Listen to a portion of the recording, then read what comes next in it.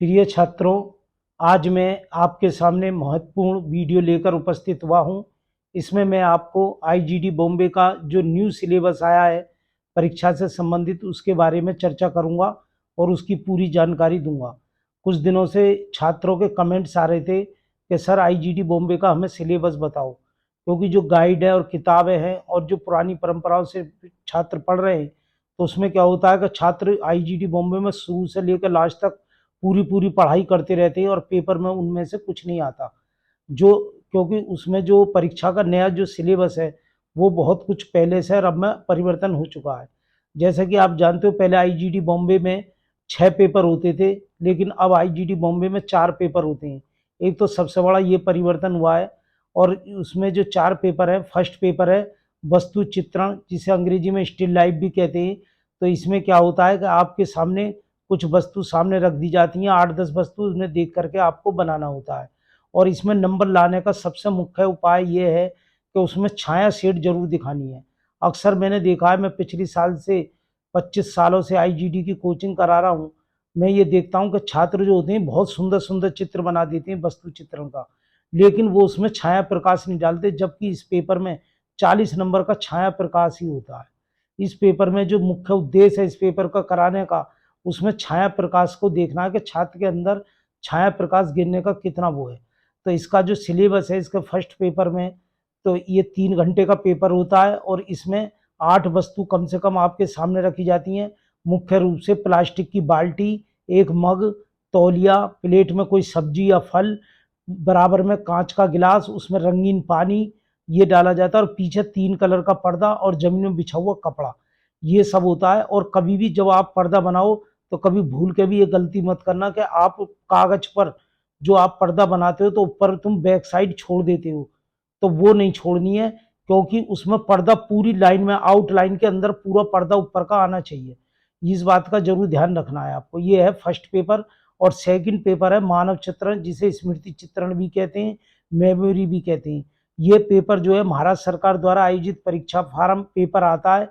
4 भाषाओं में ये पेपर आता है, हिंदी, अंग्रेजी, उर्दू और महाराष्ट्र। तो इसमें 3 विषय आते हैं और 3 विषय में से किसी एक पर आपको पोस्टर बनाना था 2 घंटे के अंदर। और इसमें आप कोई भी कलर भर सकते हैं, वाटर कलर, मोम के कलर, पेंसिल वाले कलर, स्केच कलर, कुल मिलाकर चित्र रंगीन होना चाहिए। तो अब इसमें क्या है कि अब एक बहुत बड़ा परिवर्तन हो गया है। जो छात्र ने इस पर ध्यान नहीं देते तो वो इसी पेपर में सबसे ज्यादा जो रिजल्ट पूरे भारतवर्ष में आईजीडी बॉम्बे का सबसे ज्यादा जो फेल होते हैं वो सेकंड पेपर में ही स्टूडेंट फेल होते हैं। तो उसमें अब क्या हो गया कि जो ग्रेड के हिसाब से इसमें 3% दिए जा रहे हैं। तो 3% में क्या है कि फर्स्ट पर्सन जो होता है वो बिल्कुल आसान और सरल होता है, जो सी ग्रेड लाने वाले छात्रों के लिए होता है। अब इस प्रकार के प्रश्न दिए जा रहे हैं। दूसरा जो प्रश्न होता है वो बी ग्रेड लाने वाले छात्रों के लिए प्रश्न दिया जाता है। और तीसरा जो प्रश्न होता है वो ए ग्रेड लाने वाले छात्रों के लिए होता है। तो जैसे कि आप देख रहे हो कि प्रत्येक वर्ष के पेपर में, मेरे पास प्रत्येक वर्ष के पेपर है, पिछले 70 सालों के मेरे पास पेपर उपलब्ध है। और मैंने उसका एक अध्ययन करा है कि जैसे पेपर आता है, पहला प्रश्न आएगा सार्वजनिक त्योहार या भारतीय त्योहार बनाओ। तो सार्वजनिक त्योहार और भारतीय त्योहार में यह होली, दीपावली, दशहरा, रक्षाबंधन, ईद, इसे लोग बना लेते हैं और सरलता से सब लोग इसे बना लेते हैं। दूसरा प्रश्न होता है थोड़ा हार्ड होता है, उसमें क्या होता है कि नेता मंच पर भाषण दे रहे हैं। और तीसरा होता है जल की दुनिया। तो जिसमें जल की जो दुनिया तीसरा पेपर है, प्रश्न है, तो उसमें एक तो बनाना, तो कलाकारी तो दिखानी है, बनाना तो है ही, लेकिन सब्जेक्ट को पकड़ना भी है। अब ये पकड़ना कि जल की दुनिया, तो ऐसे सब्जेक्ट को दिया जाता है जो थोड़ा हार्ड होता है। तो इसमें क्या होता है कि कम से कम प्रत्येक छात्र को कम से कम 5 आकृति जरूर बनानी चाहिए। अगर वो पेपर में 5 आकृति नहीं बना रहा है तो समझ लो उसका पेपर बिल्कुल बेकार जा रहा है। 5 आकृति कम से कम बनानी चाहिए। उन आकृतियों का समायोजन इस प्रकार से करना चाहिए कि मूल आकृति बढ़िया है और बाकी आकृति जो वो पीछे आ जाए, ताकि उनके हाथ पैर कम से कम बनाए जाए और टाइम का ध्यान रखा जाए। तो हम इसकी ऑनलाइन क्लास चलाते हैं जूम ऐप पर। हमारी अब लगातार क्लास चल रही है पेपर तक। अगर आप उन क्लासों को करना चाहते हैं जूम ऐप पर, तो ये व्हाट्सएप पर हमारा नंबर चल रहा है 70 177 00921। इस पर आप अपना नाम लिख करके मैसेज, आईजीडी क्लास लिख के मैसेज करोगे तो हम आपको ऑनलाइन क्लासों का लिंक दे देंगे। तो आप उनको लिंक को करेगा और समय समय पर इस पेपर से संबंधित जितनी भी जानकारी होगी हम आपको देते रहेंगे। तो आप इसको ग्रुप से जुड़े रहें, सब्सक्राइब कर दें, बेल आइकन दबा दें, ताकि जो भी महत्वपूर्ण सूचना हो कला से संबंधित वो आपको मिलती रहे। और थर्ड पेपर होता है आलेखन। आलेखन में केवल एक प्रश्न आता है, उसमें वो कोई आकृति बता देते हैं, आकृति की नाप बता दी जाती है, उस नाप के अंदर आपको आलेखन बनाना होता है। इसमें सबसे महत्वपूर्ण बात यह है कि यदि आपने ये आलेखन बनाया है तो जो नाप आपको दी गई है उस नाप का विशेष ध्यान रखना है। हम क्या करते हैं, आर्टिस्ट लोग जो हमारे चित्रकार हैं, एक से एक सुंदर आर्ट और आलेखन बना के आते हैं, लेकिन वो नाप में कमी कर देते हैं। जैसे वो कह रहा है कि एक गमला बनाइए, गमला जिसमें फूल लगाते, गमला बनाइए जिसकी नाप 20 सेंटीमीटर हो। तो जब 20 सेंटीमीटर करा तो 20 ही सेंटीमीटर रखनी है, ना 19 ना 21। फिर वो अगले प्रश्न, कभी कभी ऐसा प्रश्न आता है कि गमला बनाइए जिसकी नाप 20 सेंटीमीटर से कम ना हो। तो इसका मतलब या तो 20 बनाओ या 21 बनाओ, उसकी शर्त जरूर पूरी करनी है। सबसे मेन चीज बात है, अगर शर्त पूरी नहीं कर पा रहे तो चाहे तुम्हारी आर्ट कितनी सुंदर हो, कितनी बढ़िया हो, वो सब बेकार जाएगी। फिर वो बाहर आके कहते हैं हमारा तो चित्र पेपर बहुत अच्छा गया। पेपर जब रिजल्ट आता है तो रिजल्ट में वो ये कहते हैं हमारा रिजल्ट कैसे डाउन होगा, सी ग्रेड आ गया, फेल आ गए। फेल भी भारी मात्रा में छात्र होते हैं, ऐसा नहीं है फेल नहीं होते, बहुत भारी मात्रा में छात्र फेल भी होते हैं। तो इसलिए उसका पूरा ध्यान देना। ज्यादातर जो आलेखन में सब्जेक्ट हैं वो जैसे ऐसे आते हैं, गमले का आलेखन बनाओ, लैम्प शेड का आलेखन बनाओ, दूल्हा छतरी। दूल्हा छतरी उसे कहते हैं कि जो दूल्हे के ऊपर छतरी लेकर जब बारात चढ़ती है तो उसे लेकर चलते हैं, उसे कहते हैं दूल्हा छतरी। उसका पर आलेखन बनाओ। थैले के लिए बाजार जाने वाले थैले के ऊपर का आलेखन बनाओ। टाइल्स के लिए डिजाइन बनाओ, लहंगे का डिजाइन बनाओ, मेज पोस्ट का डिजाइन बनाओ, वर्क का डिजाइन बनाओ। वर्ग में आप अर्धवृत्त में बनाओ, वृत्त में बनाओ, और टाइल्स के लिए डिजाइन बनाओ। ज्यादातर ये सिलेबस आपका रहेगा इस वर्ष का। और जो सेकंड पेपर है जो मैंने आपको बताया था, उसके मुख्य सब्जेक्ट ये हैं, सार्वजनिक उत्सव, नेता मंच पर चुनावी भाषण दे रहे हैं और उनके सहयोगी बैठे हैं। देखो शर्त का जरूर पूरा करना। जब उसमें कह रहा कि सहयोगी बैठे हैं तो सहयोगी बैठे हुए जरूर बनाने हैं। सपेरा और भीड़, शेर की जगह पर छुपा छुपी खेलते हुए बच्चे, दुबका दुबकी खेलते हुए बच्चे, मकान बांध कम करते हुए मजदूर। बांध काम का मतलब मकान को बनाते हुए, बांध काम करते हुए मजदूर। शादी समारोह, एक छात्र अपने माता पिता को मूल अक्षर, मतलब बूढ़े माता पिता को क्या सिखा रहा है, एपएनआर आपएम सिखा रहा है, मूल अक्षर सिखा रहा है।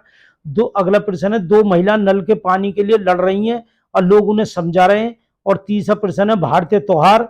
चौथा है घर में आए मेहमानों को ट्रे में रखकर चाय देती हुई लड़की। अगला है दो बैलों का झुंड और पर्यवेक्षक। देखो इसमें क्या है, झुंड मतलब लड़ाई, दो बैल लड़ रहे, और पर्यवेक्षक मतलब लोग खड़े देख रहे हैं, ये बनने जरूरी हैं। और सार्वजनिक उत्सव। अगला है स्टेज पर गायकार गाना गा रहा है और लोग सुन रहे हैं, मेरा देखा हुआ सपना और अपघात का दृश्य, मतलब एक्सीडेंट का दृश्य। तो इस टाइप के आपके सब्जेक्ट आएंगे। और इसमें जो आप चित्र बना रहे हो तो लोग अक्सर क्या कर रहे हैं, किताबों में से देख कर बना रहे हैं, और ये किताब सभी सेंटरों पर बिक रही है।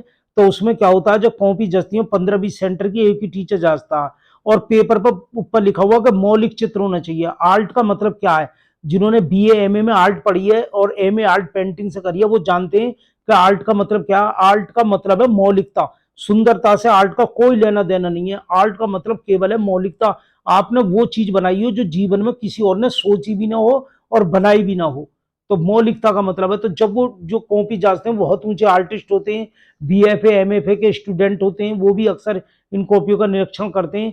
तो वो क्या करते हैं कि एक से चित्र देख करके वो उनको ग्रेड कम दे देते हैं या फेल कर देते हैं, क्योंकि उसमें मौलिकता नहीं होती। पेपर में ऊपर लिखा है कि चित्र मौलिक होना चाहिए, किसी की भी नकल ना हो, और चित्र छोटा नहीं होना चाहिए, थोड़ा बड़ा पेज के अनुसार बड़ा होना चाहिए, छोटे छोटे चित्र नहीं बनाने चाहिए।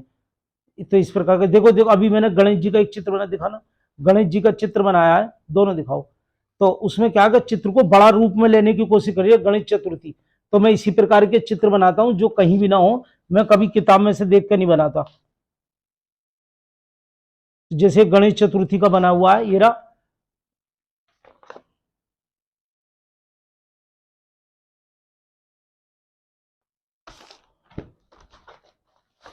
पहले तो ये हमेशा इनको बिल्कुल नया मौलिक लेना चाहिए। चौथा पेपर है आपका ज्यामिति टेक्निकल आर्ट। टेक्निकल आर्ट में आपके जो आएंगे, दो खंडों में पेपर आएगा। फर्स्ट खंड में आएंगे 5-4 निर्णय आएंगी, उनमें से कोई सी आपको 3 निर्णय बनानी है। और सेकंड पार्ट में जो आएगा प्लान आएगा किसी वस्तु का और अक्षर लेखन आएगा। तो आपको ज्यामिति की जो तैयारी करनी है, सबसे महत्वपूर्ण प्रश्न है, मैं 8 प्रश्न महत्वपूर्ण बता रहा हूं आपको। एक बिंदु में मिलने वाली रेखा को 1.5 सेंटीमीटर त्रिज्या का वृत्त बनाओ।